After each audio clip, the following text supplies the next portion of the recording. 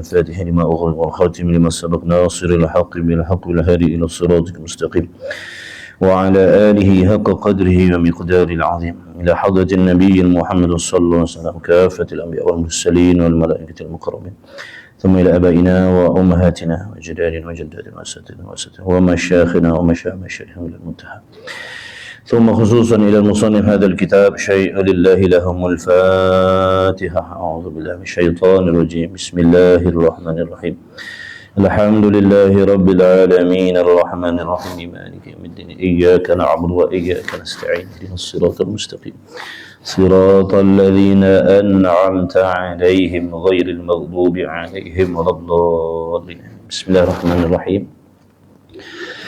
الحمد لله رب العالمين والصلاة والسلام على رسول الله وعلى آله وصحبه أجمعين. سبحانك لا علم لنا إلا ما علمتنا إنك أنت العليم الحكيم. اللهم افتح علينا حكمتك وانشر علينا من خزائن رحمتك يا أرحم الراحمين.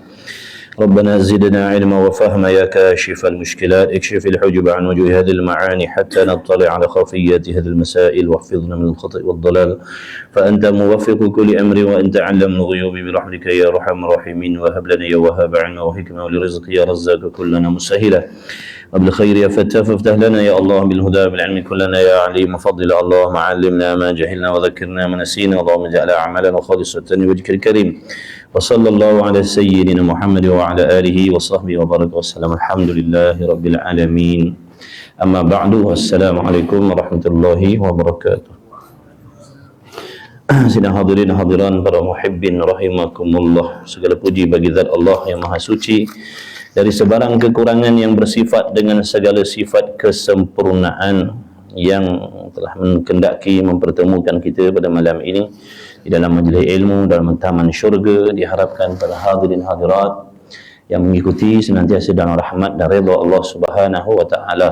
Mudah-mudahan diberi kesihatan, keafiatan yang baik untuk ibadah dan insya-Allah sama-sama kita perbetul dan perbaiki qasad serta niat kita berada di dalam majlis ilmu. Mudah-mudahan Allah Subhanahu wa taala membukakan pintu-pintu ilmu kefahaman pada kita semua. Amin ya rabbal alamin. InsyaAllah teruskan lagi sambungan kitab Tauhid kita Faridatul Faraid, muka surat 26 ni. Demikian lagi muka surat 26. Allahumma salli ala Sayyidina Muhammad. Bismillahirrahmanirrahim. Qala al-muallifu rahimahullahu ta'ala wa nafa'ana wa iyyakum bi'ulumihi wa bi'ulumi masyaikhina fid daraini amin ya rabbal alamin. Kata musannif demikian lagi. Demikian lagi, yakni sama seperti yang sebelum tu juga. Itu maksud demikian lagi. Demikian lagi yakni sama seperti hukum yang sebelum. Apa hukum sebelum? Sebelum ni cerita pasal apa?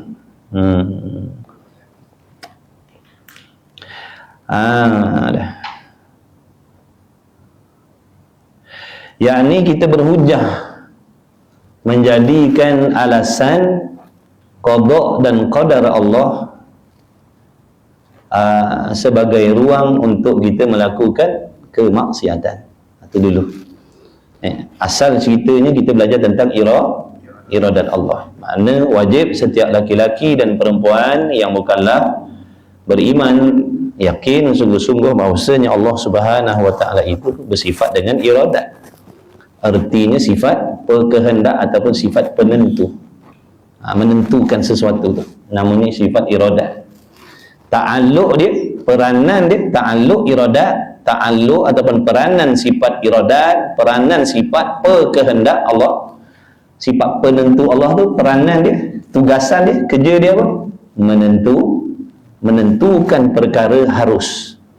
Kita dah belajar 3 hukum akal kan? Wajib, mustahil, harus. Wajib bermaksud perkara yang mesti ada, yang tak boleh berubah dah, tak boleh hejah dah. Ada sedia kala, ada semata-mata, ada selama-lama, itu wajib. Kemudian mustahil, iaitu perkara yang kekal mesti tiada, sedia kala lagi tiada dan kekal tiada selama-lamanya, tidak boleh ejah dah. tak boleh nak ejah jadi ada. Yang wajib tak boleh ejah jadi tiada, yang mustahil tak boleh ejah jadi yang ada kekal ada wajib, yang tiada kekal tiada, dan tak terima ada selama-lamanya, itu mustahil. Yang boleh ejah ni, yang boleh berubah-ubah ni perkara harus. Maka perkara harus itulah ataupun yang dipanggil mungkin, perkara harus ataupun perkara mungkin itulah yang duduk di bawah ta'alluq peranan sifat iradah. Itu yang nak ditentu. Allah sama ada Allah nak ciptakan Zaid ataupun tak nak ciptakan Zaid. Kerana Zaid tu perkara harus, boleh ada, boleh tak ada Zaid. Boleh hidup Zaid, boleh mati Zaid. Nama tak ada nama Zaid di sini? Ada. Tu. Jadi senang susah. Senang susah itu perkara mungkin, perkara harus. Nampak tak? Kalau Allah kehendak menjadikan si Zaid tadi senang, maka Allah tentukan senang. Kalau Allah tak tentukan senang, duduklah dalam keadaan disusah. Zuriat contohnya, rezeki zuriat, itu harus. Jadi kalau Allah menentukan seorang pasangan tadi itu ada zuriat, maka akan adalah zuriat. Kalau Allah tidak kehendak merezekikan zuriat, maka kekallah tiada. Itu perkara harus. Jadi 3 hukum akal ni kena faham betul-betul. Kalau tak faham 3 hukum akal ni, kita tak akan dapat memahami akidah. Kita tak boleh nak faham akidah yang sebenar, tak boleh nak faham sebab dia punya alat penimbang itu kita tak faham. Yang boleh berubah-ubah ni benda harus sahaja. Jadi tugas iradat menentukan. Kerana kalau tak ditentukan perkara ni boleh jadi ada, boleh jadi tiada. Jadi perlu ditentukan oleh Allah. Sama ada Allah nak menjadikan atau Allah tidak menjadikan. Ada Allah nak menghidupkan ataupun tidak. Allah nak mematikan ataupun tidak. Itu duduk di bawah urusan ta'alluq peran sifat iradat Allah. Dan wajib kita beriman di sisi akidah kita ahli sunnah wal jamaah, setiap apa-apa sahaja yang berlaku, yang terjadi, sama ada perkara itu baik ataupun sebaliknya, berlaku perkara itu semata-mata dengan kehendak, yakni ditentukan oleh Allah. Contoh macam sekarang ni kita duduk dalam majlis ilmu, mustahil saya dan tuan-tuan ni boleh hadir sini kalau tidak ditentukan oleh Allah.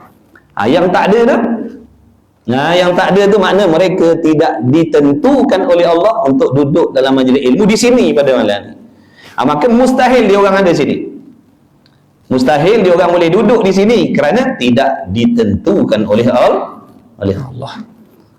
Apa sahaja, ingat tu, apa sahaja, zahir batin, perkara yang dah berlaku, perkara yang sedang berlaku, dan perkara yang lagi akan berlaku, buruk baik, taat maksiat, iman kufur, zahir batin, apa sahaja yang berlaku itu semuanya dengan kehendak, yakni ditentukan oleh Allah. Adil tak Allah Ta'ala nak menentukan? Adil. Maha adil Allah Ta'ala. Kerana segala-gala ini dimiliki oleh Allah, dia yang punya. Dia yang empunya alam. Maka terserahlah kepada dia nak tentukan apa sahaja yang dia kehendak, bukan yang kita kehendak. Berulang dia. Itu nama Tuhan. Tuan, ada ulama tafsir Tuhan dengan makna Tuan, empunya, pemilik. Kita ni ada pemilik, jangan lupa. Siapa pemilik kita? Allah. Mata, telinga, sihat kita ada pemilik, iaitu Allah. Allah lah yang memberi nikmat, yang memberi taufik. Taufik tu pun masuk di dalam perkara mungkin, perkara harus. Terserah kepada Allah nak memberi sipolan tu taufik untuk ibadat ataupun tidak, itu hak Allah. Kalau dia bagi pun ada hikmah, dia tak bagi pun ada hikmah. Dia sahaja yang mengetahui kenapa dan mengapa dikehendak begitu. Ilmu kita tak cukup nak kaji selidik, nak ungkit, nak gali apa hikmah Allah buat macam ni. Tak sampai di akal fikiran kita. Nampak tak? Yang pasti tidak ada sesuatu pun yang dijadikan oleh Allah itu sia-sia. Walaupun pada pandangan nafsu kita benda itu tak elok. Walaupun pada pandangan nafsu kita benda itu tak elok, tapi tidak sia-sia. Nisbah kepada Allah jadikan benda tu, pasti ada dia punya peranan. Maksiat contoh. Tilik kepada nafsu kita. Kenapa ya Allah takdirkan kita duk jatuh dalam maksiat? Kalau nak ikut, tak payah. Betul? Kenapa Allah Ta'ala tentukan kita jatuh dalam maksiat? Kenapa? Pada kita memang maksiat ni benda tak elok. Kenapa Allah Ta'ala takdirkan berlaku atas diri kita? Nampak tak? Baik. Maka di antara hikmah Allah Ta'ala menjadikan atau menjatuhkan seseorang itu di dalam maksiat, di antaranya untuk memberi keinsafan dalam diri dia, supaya dia sedar dan dia tahu yang dia tidak kuasa untuk melakukan taat, melainkan bergantung dengan pertolongan Allah. Supaya kita sedar, dulu kita tak pernah duduk di sini, dulu tak pernah jamah kitab, dulu tak pernah kita duduk dalam majlis ilmu, dulu tak pernah lekat kopiah atas kepala kita. Nampak tak? Mana kehebatan kita dulu? Kalau kita dakwa kita hebat, kita kuat, kenapa dulu lagi kita tak duduk di surau di masjid? Kenapa dulu kita duduk dalam lagu lalai? Nampak tak tu? Allah nak didik, Allah nak ajar, Allah nak sedarkan kita ni hamba dalam apa juga keadaan pun bergantung, berkehendak kepada Allah, supaya rasa diri itu hina. Supaya rasa diri ni hina dan bergantung dengan Allah, berhajat dengan Allah. Itu sebenarnya hikmah di antara ulama kata kenapa? Sebab Allah nak kita ni hati bergantung dengan Allah, seolah-olah macam kita ni duduk dalam kesusahan. Duduk dalam kesusahan. Macam mana orang yang jatuh daripada kapal, jatuh dalam air, macam mana hatinya, pergantungan dan harapannya dengan Allah macam mana waktu tu, supaya dia diselamatkan daripada kematian.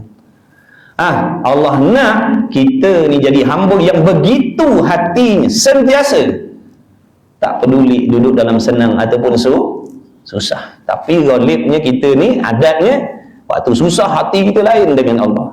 Waktu kita dah diberi oleh Allah apa yang kita nak, maka hati kita dah mula melupakan pergantungan, seolah-olah tak perlukan dah Allah. Betul tidak? Kita perasan tak benda tu? Waktu kita susah, waktu waktu kita sakit, susah, kita doa macam mana hati kita? Penuh penumpuan, ya Allah, ya Allah. Penuh. Rasa lemah langsung, tak ada daya, tak ada upaya, ya Allah tolonglah. Tak ada yang lain boleh tolong, ya Allah.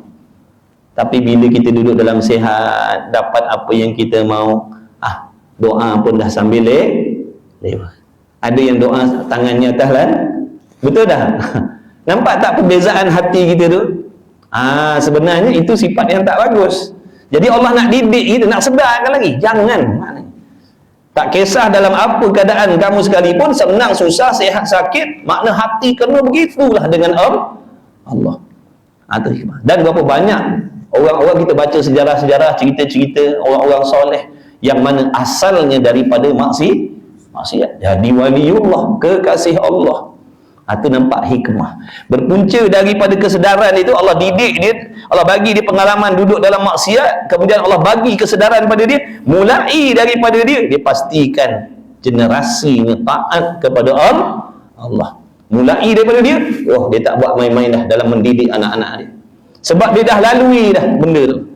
Dia tak nak anak dia melalui benda yang sama. Maka nampak tak hikmah Allah jadikan maksiat dalam hidup dia dulu. Dan satu lagi, supaya kita ni tak sombong. Kita ni kadang-kadang kalau selalu duduk dalam taat, mulalah hati kita lupa. Mulalah kita memandang orang lain yang tak buat ibadat lekeh, hina, jahat, keji. Takut timbul dalam hati penyakit ujub, perasaan hebat. Sedangkan kita boleh solat ni bergantung dengan pertolongan Allah. Kalau Allah tak memberi taufik kepada kita, contohnya sekarang, mustahil kita ada di sini. Tak tahu kita di mana-mana sekarang. Boleh jadi kita duduk dalam benda sia-sia ataupun maksiat. Itu pengajaran supaya hati kita ni sentiasa jangan sombong. Jangan sombong. Sebab tu Allah ajar kita dengan maksiat, supaya kau jangan lupa diri kau. Yang kau ni boleh buat taat semata-mata belas kasih sayang Allah saja. Barulah dia jadi orang yang taat serta hatinya tawaduk, merendah diri kepada Allah dan tidak menghina mencela orang lain. Sebab dia faham dah cerita dia. Allah nak jaga hati kita. Kata ulama, dosa seseorang yang dah duduk dalam taat lebih besar daripada dosa dia di alam waktu dia duduk zaman jahiliah dulu. Dosa dia sekarang ni yang dah sembahyang, yang dah puasa, yang dah mengaji, yang dah duduk dalam kuliah, yang dah mengajar dan sebagainya, tiba-tiba timbul perasaan ujub dengan diri sendiri, takabur dengan ibadat, dengan ilmu. Dosanya jauh lebih besar, berlipat kali ganda daripada dosa waktu dia duduk dalam zaman maksiat dulu. Dosa dia lagi besar daripada dulu. Jadi Allah nak kawal hamba-hamba dia supaya hatinya sentiasa sedar. Makna apa juga keadaan sekalipun semata-mata bergantung dengan Allah. Ni kita yang sedang dapat taufik ni, kita bergantung dengan Allah supaya nikmat taufik ini dikekalkan oleh Allah. Ya Allah, harap-harap besok, lusa dan seterusnya kau bagi taufik lagi supaya aku boleh solat, supaya aku boleh mengaji dan sebagainya. Yang tak dapat taufik bergantung juga dengan Allah. Ya Allah, berilah taufik supaya aku boleh beribadat macam orang-orang yang macam tu, ya Allah. Nak ajar kita ni supaya hati sentiasa bergantung dengan Allah. Baik. Tetapi meskipun begitu, hakikatnya kita tak boleh menjadikan sebagai hujah ataupun alasan takdir Allah untuk melakukan maksiat sebelum daripada melakukan maksiat. Contoh, dikatakan begini, seandainya malam ni nanti Allah Ta'ala mentakdirkan aku mencuri, maka malam nanti aku akan pergi mencuri. Tak boleh kata macam tu, haram hukum ni. Kerana perkataan yang sedemikian nak membuka jalan untuk bermudah-mudah, berseronok-seronok membuat dosa dan maksiat seolah-olah dia tidak akan dihukum oleh Allah. Itu cerita sebelum tu. Maka jangan. Memang benda tu pada hakikat memang betul apa yang dia cakap. Makna perkara yang akan datang takkan berlaku melainkan Allah kehendak. Sama ada perkara yang akan datang itu baik ataupun tidak baik. Tidak baik. Tapi sekarang ni masalahnya nafsu kita ni, jadikan itu sebagai hujah untuk bermudah-mudah kita nak buat maksiat. Besok kalau seandainya Allah dah takdir sedia kali lagi besok aku pergi tikam ekor, aku akan pergi ya. Betul tak perkataan tu? Betul. Salah akidah tak? Tidak. Tapi haram berkata demikian.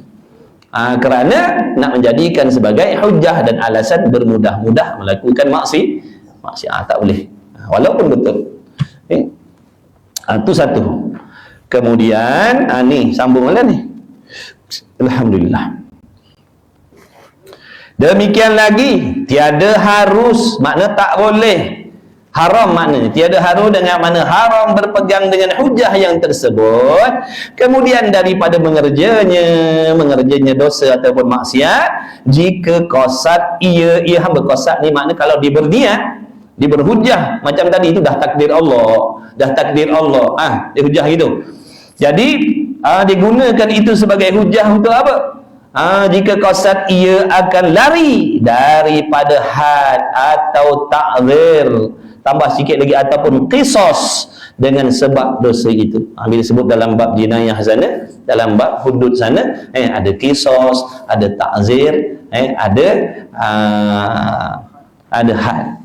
Itu dalam hukum jinayah sana lah. Kalau dalam kitab fiqh tu, dalam 4 rubuk tu, kitab besar lah, kitab Muniyatul Musalli tak sebut. Bidayatul Sibyan taknya cerita tentang jinayah tu. Sepatutnya tutup guru yang alim fiqh nak kena baca dah kitab-kitab tu, makna bahagian rubuk yang keempat tu, bab jinayah tu nak kena ajar dah masyarakat. Sebab banyak masyarakat yang tak faham tentang hukum hakam Allah. Belajar bab solat je, bab haji, bab umrah, bab tu tak sentuh. Sebab tu tak pelik ada yang tanya, ada ke hudud dalam Quran? Kami yang tak tahu. Sebab tak diajar kan. Tak diajar. Jadi harap-haraplah tutup guru, ustaz-ustaz duk mengajar fiqh tu, mengajar sekali. Orang tahu, macam tu hukum dia, macam tu. Bukan mudah-mudah lah nak kerat tangan orang. Apa faham ni dia orang dengar sekali kerat tangan takutlah orang. Jadi ada juga salah pihak kita. Baik. Jadi ini dia nak jadikan hujah, makna jangan hukum saya, jangan tangkap saya, jangan kisos saya, jangan had saya. Sebab apa? Apa yang saya buat malam tadi mencuri itu dah Allah takdir. Dia nak jadikan hujah tu nak lari daripada hukuman, tak boleh. Tetap dijalankan hukum. Tetap dijalankan hukuman. Kalau macam tu banyak adalah yang lepas kat mahkamah tu. Awak disabitkan kesalahan kerana mencuri. Minta maaf lah Tok Hakim, bukan kehendak saya, dah takdir Tuhan macam tu. Tok Hakim tak ngaji tauhid ke? Pening Tok Hakim juga. Walaupun betul apa yang dia cakap tu, memang betul pun, takkan buat benda tu kalau Tuhan tak tentukan. Tapi tetap juga dikenakan hukum had ataupun takzir. Dia tak boleh lari walaupun dia berhujah begitu. Janganlah hukum saya kerana saya mencuri itu dah takdir Tuhan. Tak boleh, tetap kena hukuman. Janganlah hukum saya sebab saya zalim kepada orang itu sebab Allah yang takdir. Tetap kena juga hukuman. Jadi haram, tak boleh nak berhujah macam tu kerana nak menyelamatkan diri daripada balasan dosa tadi tu. Maka jika qasad ia seseorang akan menegah cerca orang atasnya, ni lain pula ni. Maka jika qasad ia seseorang akan menegah cerca orang atasnya, celaan orang tak kata dia orang jahat, orang kata dia penzina, orang kata dia penjudi, orang kata dia peminum arak, orang kata dia macam-macam padahal dia dah bertaubat dah. Dia dah tinggalkan dah benda-benda tu. Dia tak buat dah, cuci tangan dah. Tiba-tiba orang masih cela dia, orang masih fitnah dia lagi, masih begini. Maka harus berhujah dengan demikian itu. Boleh berhujah. Kau tak payahlah nak cela-cela aku dah tak buat dah benda-benda macam tu. Memang dulu aku mengaku kesalahan aku tu semua dah takdir Allah atas aku. Asbab daripada itulah aku sedar dah sekarang. Contoh. Boleh. Tu tak berdosa cakap macam tu. Tujuan dia apa tadi? Nak menyelamatkan diri ataupun nak menegah cerca orang atas. Kalau orang duk cerca dia dengan sebab zaman silam dia tu, zaman dia tak berhijrah lagi tu, maka bolehlah digunakan hujah tadi tu sebagai Allahumma salli ala sayyidina Muhammad, sebagai benteng diri dia ataupun nak pertahankan diri dia. Jadi kau tak payahlah nak cela-cela, nak keji-keji, nak maki-maki aku dah. Benda tu semua aku dah tak buat dah dulu. Memang aku mengaku semua takdir Tuhan dah atas aku dulu benda-benda tu. Allah Ta'ala sebaik-baik perancang, yang mana hikmahnya sekarang ni, mana aku dapat pelajaran, dapat pengajaran betapa pentingnya agama dalam hidup. Jadi Allah didik aku dulu duduk dalam kejahilan, duduk dalam jauh daripada agama. Jadi sebab aku tak faham hukum hakam dulu, macam-macam yang aku buat, yang Allah suruh aku tak buat, yang Allah larang aku buat. Jadi sekarang ni asbab daripada tu aku dah berubah dah. Aku pastikan diri aku, anak bini aku ikut syariat Allah. Pastikan mereka belajar supaya mereka tak lalui benda-benda yang macam aku dah buat dulu-dulu. Jadi janganlah cela dah aku dah. Sebab tu semua dah takdir Allah atas diri aku dah. Aku redha sebab Allah sebaik-baik perancang.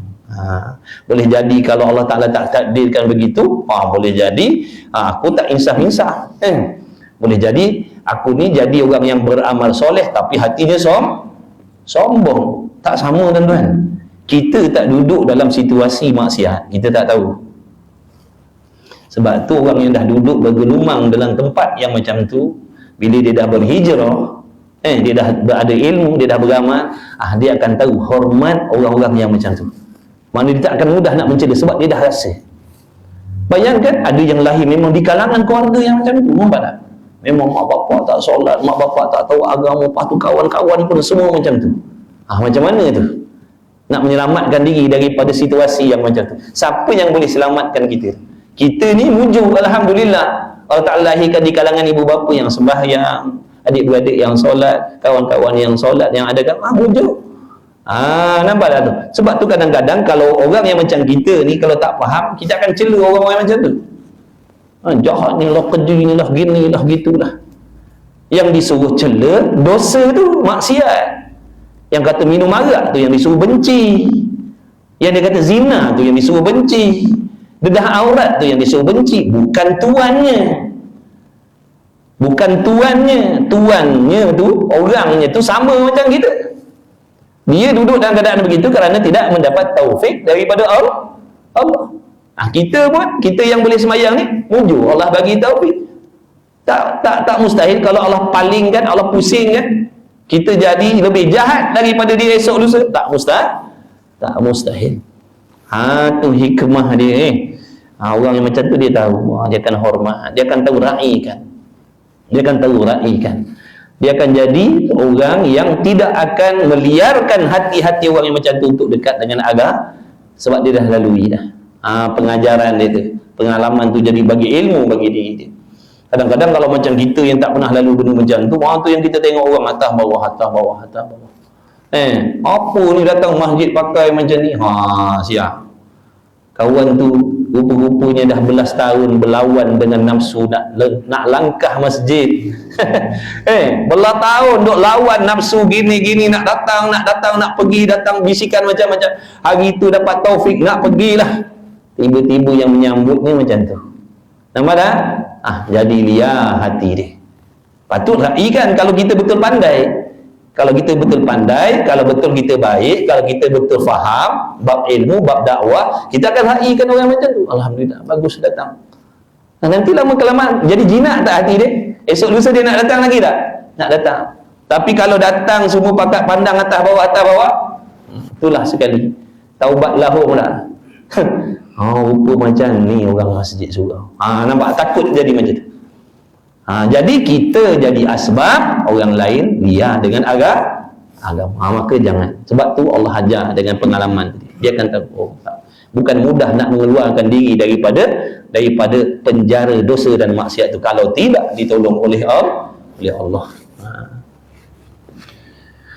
Kemudian jadi boleh kalau orang tu dicerca, boleh gunakan hujah tu untuk mencegah cercaan orang atas diri dia. Dan tiada harus baginya redha dengan maksiat. Ni faham baik-baik. Tiada harus, yakni haram. Redha ni kalau terjemah Melayu apa? Seronok. Ataupun setuju hati, tu redha. Redha ni makna Melayu setuju hati, seronok.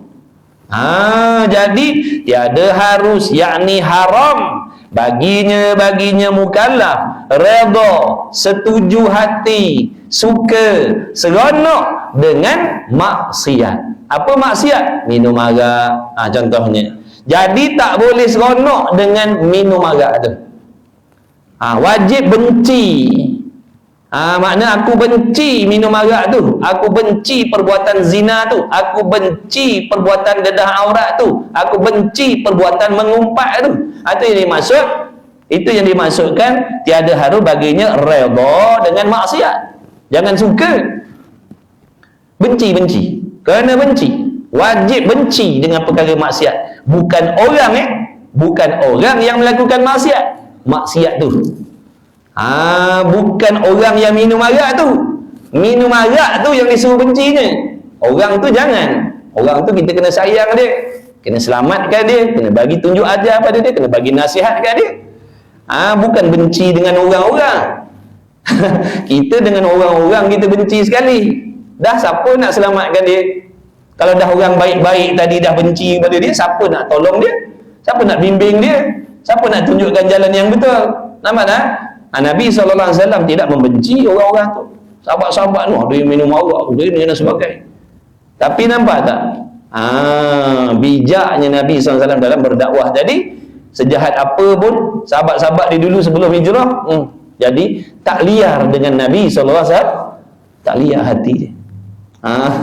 Jahat-jahat pun dapat dengan Nabi, dia seronok dengan Nabi sallallahu alaihi wasallam. Kita orang tak seronok dengan kita. Kita tengok orang kau ni neraka ni. Kau ni neraka ni.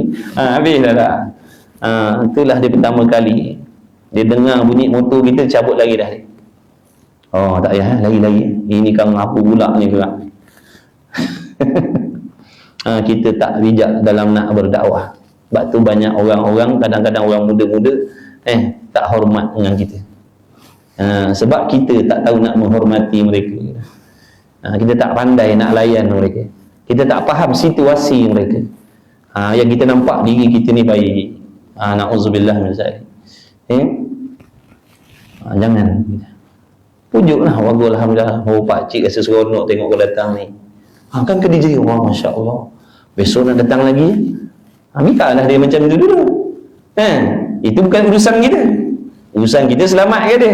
Urusan kita dekatkan dia dengan agama. Nanti lama kelamaan dia belajar, dia dengar. Dapat petunjuk kan? Tahulah dia nampak, macam tak kena pakai macam ni. Tu nanti dia berubah lah sikit. Satu cara. Bukan hari ni kita tegur, hari ni nak suruh dia 360 darjah jadi pakai serban. Kita pun Allahumma salli ala sayyidina Muhammad. Jadi kita pun nak kena belajar juga benda-benda macam tu. Jangan jadikan diri kita asbab orang liar dengan agama. Jangan. Jadikan diri kita asbab orang seronok dengan agama. Paling tidak pun dia jahat-jahat pun dia seronok dengan agama. Dia jahat-jahat pun, dia maksiat-maksiat pun dia tahu hormat agama. Dia tahu hormat alim ulama. Cukup lah tu. InsyaAllah ada harapan selamat. Daripada dia jadi pendosa ahli maksiat yang biadab dengan ulama, itu lagi baik. Paling tidak biarlah. Dia tak nak sembahyang tu dosa dia, dia minum arak judi tu dosa dia. Paling tidak dalam hatinya tidak membenci agama. Tu kita dekatkan dia, biar dia nampak agama tu baik. Sudahlah kepada Allah. Kita tak ada kuasa nak ubah orang jadi baik, tapi Allah suruh kita usaha menyampaikan kebaikan, saling berpesan. Dan tiada ada baginya redha dengan maksiat. Jadi jangan redha dengan maksiat. Dan jika adalah ia maksiat dikendaki oleh Allah sekalipun, walaupun maksiat itu yang kata minum arak, berjudi tadi itu memang pun pada hakikatnya Allah yang kehendak, sekalipun daripada pihak keadaan ditegah daripadanya. Kerana sebab apa tak boleh redha dengan maksiat tu? Kenapa tak boleh redha? Kenapa tak boleh setuju? Kenapa tak boleh seronok? Kenapa tak boleh suka dengan yang namanya perbuatan maksiat? Kerana bahawasanya redha dengan maksiat itu maksiat pula. Maknanya redha dengan maksiat tu satu cabang daripada maksiat. Maksud kita buat macam ni, minum arak maksiat, dedah aurat maksiat, tak puasa maksiat, redha dengan maksiat. Dia masuk dalam kategori maksiat tadi tu. Boleh faham tak? Kita suka dengan maksiat tu adalah satu maksiat. Berjudi tu maksiat dah, judi tu. Kita suka dengan judi, satu maksiat pula. Maknanya jangan suka dengan maksiat tu, kerana suka dengan maksiat adalah maksiat. Wajib benci. Aku tak suka yang namanya judi ni. Walaupun dia buat, aku tak suka dengan perbuatan aku berjudi. Aku tak suka dengan perbuatan aku minum arak. Aku tak suka dengan perbuatan aku tinggalkan solat. Dia kena benci. Sebab kalau dia suka, dapat dosa pula. Dosa suka tu. Kita tengok dalam media, orang dedah aurat begini dan begitu, kita redha, redha dengan perbuatan dedah aurat tadi, maka satu dosa bagi diri kita. Jadi kalau kita tengok dalam media, contohlah video tu benda yang tak baik lah, kita like. Like tu makna redha lah tu. Like tu maknanya redha. Tengok video maksiat kita like, makna redha, dapat dosa. Jadi nak like share pun kena ada ilmu juga. Kalau tak nanti kan tak pasal-pasal gitu. Jadi kalau tengok benda-benda yang menyalahi syariat dalam media tu, jangan di like. Sebab like tu tanda seronok, tanda setuju, tanda suka. Hari ni dia dedah aurat, kita like, pakat like ramai-ramai, dia seronok tak? Dia jadi seronok tak? Dia jadi bangga tak? Jadi bangga lah tengok ada 20,000 orang like. Dah besok agak-agak dia nak buat lagi tak? Tentu nak buat. Sebab dah memang nafsu kita ni seronok dengan pujian. Ramai yang suka macam ni. Besok dia teruskan lagi. Maknanya kita dah jadi penyumbang dah. Penyumbang asbab. menimbulkan perasaan seronok dalam hati orang yang melakukan maksiat sehingga dia tak nampak dosanya dengan Allah. Jadi janganlah biar dia kosong macam tu. Komen pun jangan. Kalau nak komen pun bagi nasihat, taubatlah. Contohnya, jangan buat macam ni lah. Bila dah pakat-pakat komen macam tu, agak-agak dia nak buat tak esok? Oh tak ada nak buat dah. Orang tak suka dia cakap. Tapi bila dia tengok, wow, yang komen tu, wow, bagus, cantik, gini, seksi, gini, siap besok dia seronok lagi tak buat. Jadi hati-hati. Kalau benda baik, like. Ini dah tengok ceramah taknya like. Tengoknya ceramah taknya like, di swipe ni, swipe. Dia swipe. Oh, ceramah, swipe. Tengok benda lagu, like. Lepas tu share lagi, dia copy link lagi. Tengok ceramah, tak dapat pahala like lah, dapat pahala. Dapat pahala suka. Nak azan ke? Nak azan boleh, sila.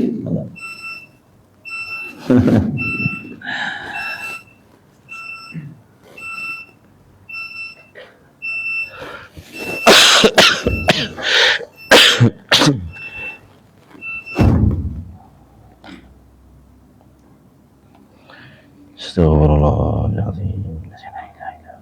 Astagfirullahaladzim.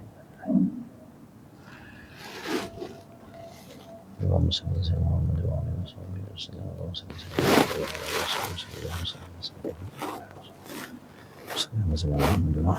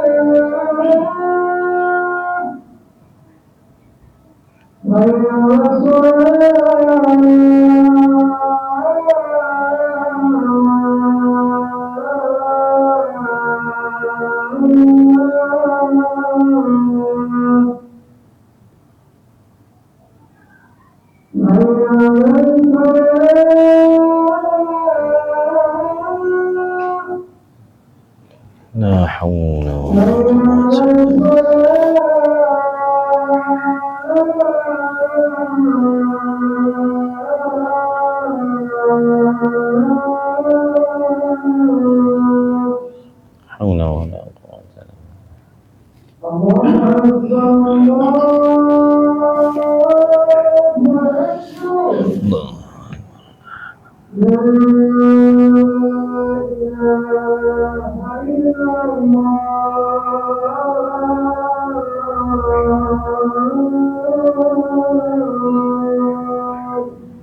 La ilaha illallah.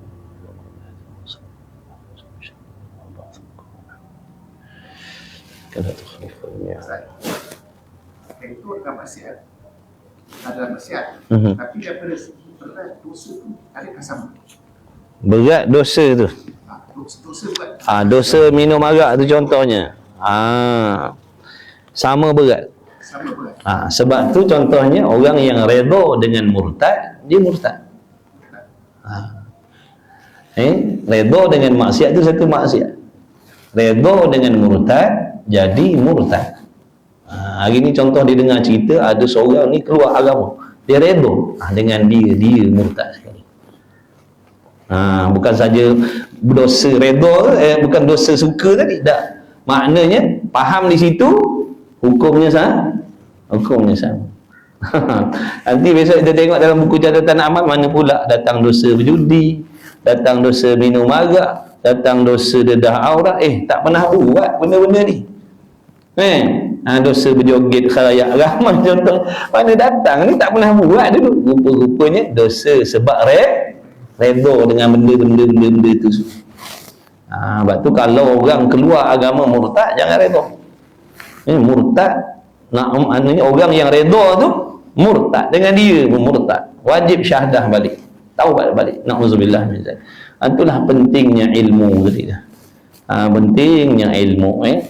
Kalau tak, kita pun terdetik, kita rasa macam tak berdosa, rasa macam tak salah. Tapi bila kita belajar baru nampak tak boleh lupa. Baik. Allahumma salli ala sayyidina Muhammad. Jadi jangan redha dengan diri maksiat tu. Boleh faham ni? Dengan diri maksiat tu jangan redha. Kalau tak sembahyang, mana jangan redha dengan tak sembahyang tu. Wajib benci, aku tak suka. Derhaka pada suami, maksiat. Jadi jangan redha dengan perbuatan tu. Meskipun dia yang melakukan, makna dia tak boleh redha dengan perbuatan, makna derhaka kepada suami, dia tak boleh redha. Dan tiada haru baginya redha dengan maksiat, dan jika adalah ia maksiat dikehendaki oleh Allah Ta'ala, sekalipun daripada pihak keadaan ditegah daripadanya. Kerana bahawasanya redha dengan maksiat itu maksiat pula, yakni maksiat juga pula dengan makna juga. Pula dengan makna juga. Kerana redha dengan maksiat itu maksiat juga. Maksiat pula dengan makna maksiat juga.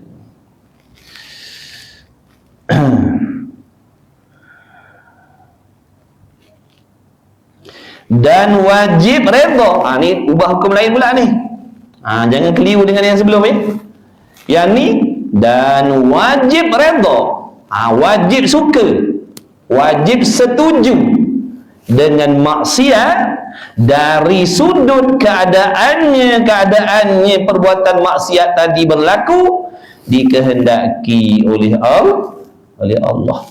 Tilik kepada Allah lah yang merancang perkara tu, wajib Allah yang merancang kehidupan kita dulu zaman silam tu, zaman Pok Ye dulu. Tilik kepada benda tu Allah yang kehendak, Allah yang rancang, Allah yang aturkan, wajib kita aku redha ya Allah, kerana kau lah yang terlebih baik dalam merancang sesuatu. Tilik kepada situ wajib redha. Adapun diri yang nama maksiat tadi, tu tak boleh. Yang nama diri dosa tadi tu, maksiat, minum arak, berjudi, itu tak boleh. Tapi tilik kepada berlakunya benda tu dalam kehidupan kita, siapa yang atur, siapa yang rancang, siapa yang kehendak? Allah yang maha mengetahui, Allah yang maha adil, Allah yang maha kasih sayang. Allah yang maha mengetahui hikmah segala sesuatu, Allah yang maha mengetahui apa yang terlebih baik untuk hamba-hambanya sendiri. Tilik kepada benda tu diatur oleh Allah, wajib kita setuju. Boleh faham tak? Tak faham? Baik, siapa yang rancang sejarah silam kita dulu? Siapa yang rancang? Allah yang seronok tak dengan perancangan Allah tu? Kena seronok lah. Sebab yang merancang tu terlebih maha mengetahui. Walaupun sejarah dulu ada benda tak elok yang kita buat, tapi tilik yang merancang itu adalah Allah, wajib kita redha dengan perancangan Allah yang menjatuhkan kita dalam maksiat yang dulu-dulu tu. Sebab benda tu Allah yang atur, tilik kepada Allah yang atur, wajib kita setuju. Kalau kita tak setuju, contoh kita tak setuju Maknanya kita tak setuju dengan perancangan Allah. Baik, kalau seandainya ditanya, kenapa kita tak setuju? Kita nak jawabnya ni. Kenapa tak setuju dengan aturan Allah dengan zaman silam kita dulu? Kenapa kita tak setuju? Apa jawapan kita nak bagi? Dah kita kata kita tak setuju, mesti ada sebab. Kenapa? Kita lebih tahu? Adakah kita lebih tahu? Sini pun tak boleh nak jawab dah.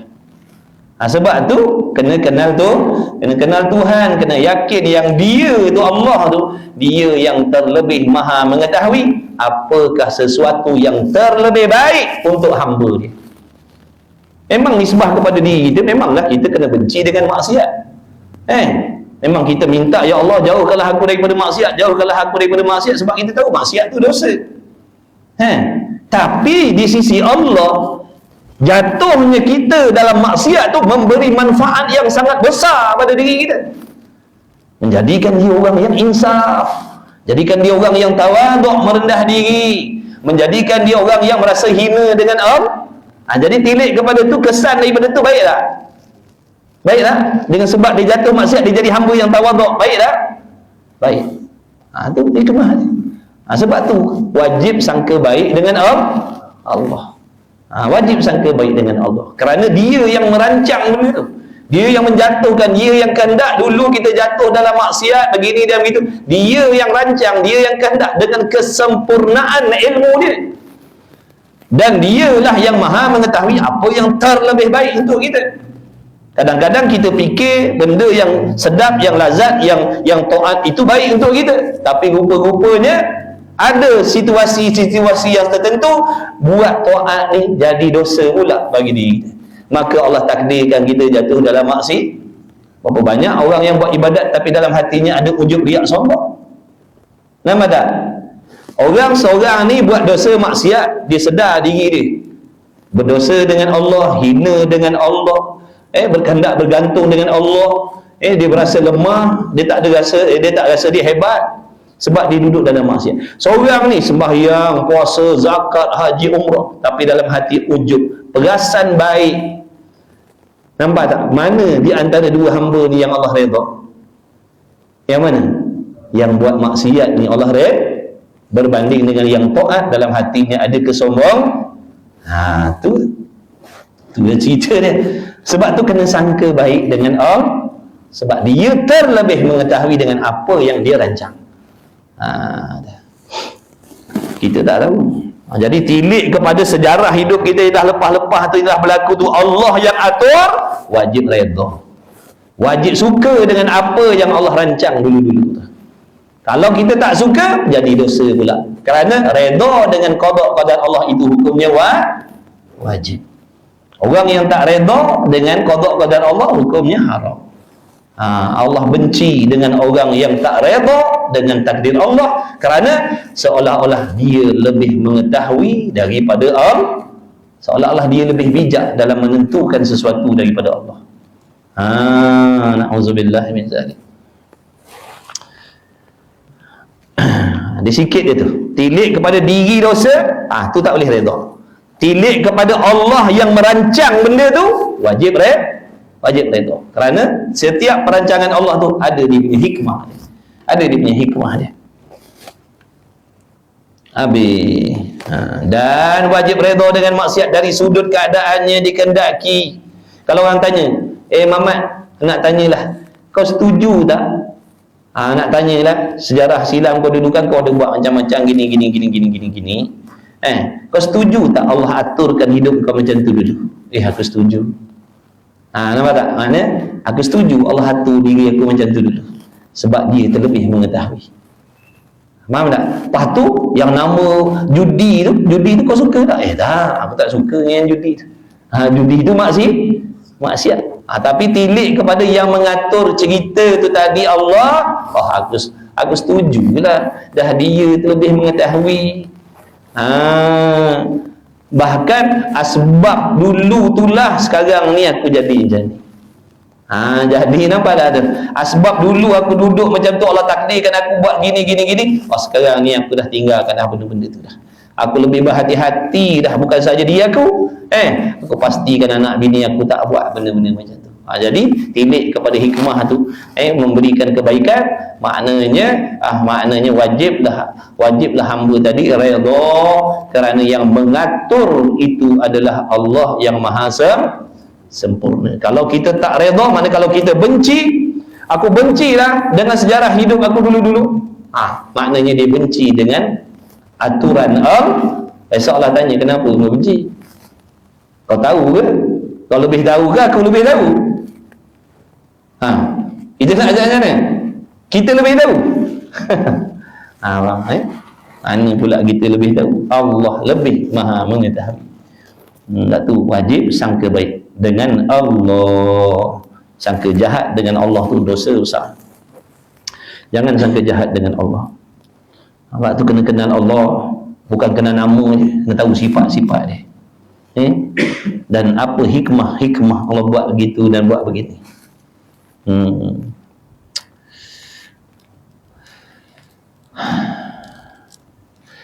Wajib redha dengan maksiat dari sudut keadaannya maksiat itu berlaku, maksudnya dikendaki oleh Allah Ta'ala, kerana redha dengan hukum yang dipilih oleh Tuhan, redha dengan hukum, yakni dengan keputusan yang dibuat oleh Allah.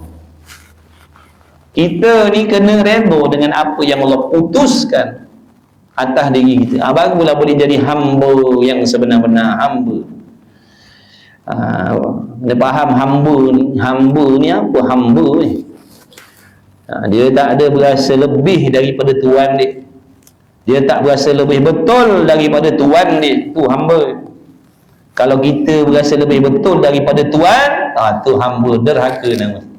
Hamba yang lupa diri. Akal kita Allah yang bagi, makan minum Allah yang tanggung. Tak pernah tak dapat nikmat, sentiasa dalam nikmat. Nampak tak? Tapi bila kita tak kenal Tuhan, tu jadi gitu. Bila waktu yang kita tak dapat pertolongan Allah? Cuba bagi tahu. Bila waktu yang Allah tak tolong kita? Cuba bagi tahu.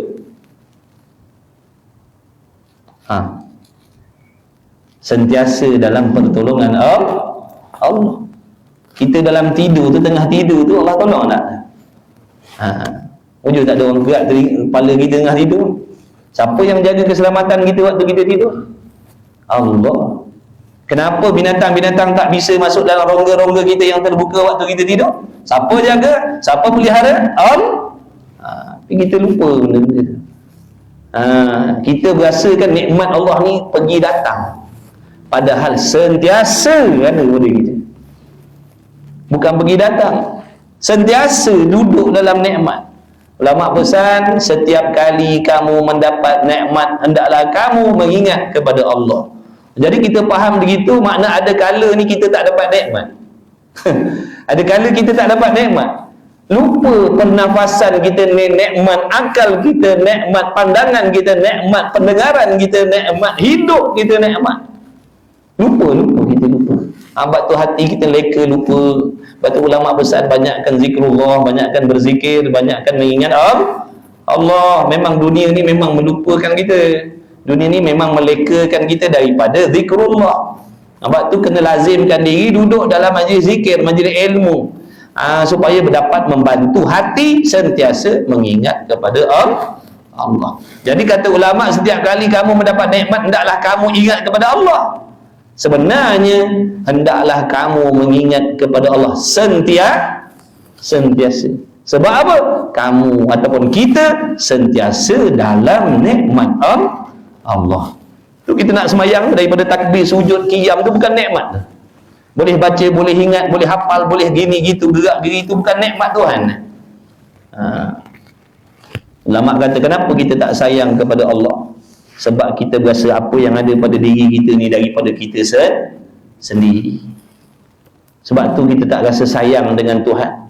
Sebab tu kita tak ingat Tuhan. Sebab kita rasa apa yang kita miliki, tubuh kita, roh kita, anggota kita, anak bini kita, harta kekayaan kita adalah hasil dari usaha dan ikhtiar kita sendiri.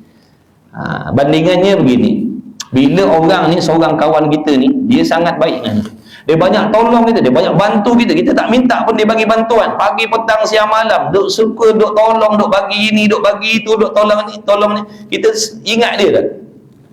Kita ingat tak dia? Kalau jenis ada kawan macam tu lah, ingat dia. Silapkan kita sembang pasal dia, sebab kita nampak kebaikan di atas diri kita. Dia tolong kita, bukan kita je, anak bini kita pun dia bantu, dia tolong. Memang sentiasa dalam hati lah jadi orang macam tu. Sebab nampak kebaikan di atas diri kita tadi. Dah Allah lebih daripada tu lagi. Tapi silapnya kita ni, bila hamba orang lain buat baik pada kita, kita nampak. Tapi kebaikan Allah pada diri kita, kita tak nampak. Sebab tu kita tak ingat Tuhan. Sebab kita rasa ni, tubuh badan kita ni bukan daripada Tuhan. Lupa dah. Padahal ni semua Allah yang bagi. Gerak diam kita, pernafasan kita ni boleh duduk dalam majlis Allah yang bagi. Sepatutnya kita ni sentiasa ingat kepada Tuhan, kerana Tuhan lebih banyak menolong dan membantu kita dan anak bini kita. Cukuplah sekadar itu. InsyaAllah nanti kita sambung lagi lah. Yang dipilih oleh Tuhan yang maha besar dan maha tinggi pangkat dan darjatnya, mustahil lawannya. InsyaAllah akan datang. Bismillahirrahmanirrahim. Alhamdulillahirabbil alamin. Wassalatu wassalamu ala Rasulillah wa ala alihi. Allahumma rabbana fa'na bima 'allamtana, rabbana 'allimna alladhi yanfa'una, rabbana faqih ahlana wa qarabati lana fi dinina ma ahli qudri unsa wa dhakar. Allahumma ya muhawwil al-ahwal hawwil ahwalan ya Allah ila asin al-hal.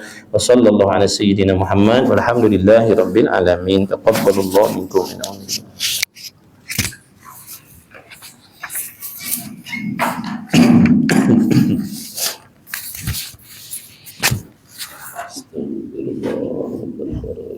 Astagfirullah al khataya.